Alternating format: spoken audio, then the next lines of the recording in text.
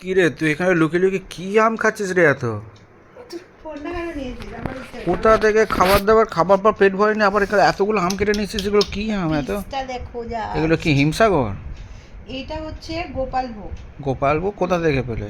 মিষ্টি দিয়ে গেছে। ও এটা সাবাস, হচ্ছে সিঁদুরে আম বা হচ্ছে কি সাবাস, দেখতে তো হেভি লাগছে। ও হ্যাঁ সেই সিঁদুরে লাল লাল দেখতে আমগুলো। হ্যাঁ সিঁদুরে আম। তারপরে এটা হচ্ছে বাড়ির গাছে হিমসাগর, বা এটা কালকে কাটা হয়নি বলে একটু কেমন হয়ে গেছে। আর ওই আরেকটা কি যেন বললাম না, আমি ভুলে যাচ্ছি। আরেকটা কি আম নিয়ে এলাম, ওই যে গোপাল সিঁদুরে আম, মধুকুলকুলি।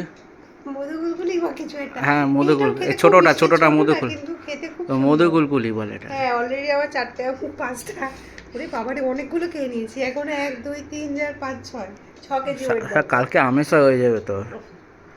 এত আম খাস না, আমেশা হয়ে যাবে রে। ওহ দারুণ। হুম। ও রসটা পরে কি অবস্থা হচ্ছে। কালারটা দেখেছো, সেরা। তুই খা খা, হাঁটিটা খাবো, খেয়ে আরো মোটা হ।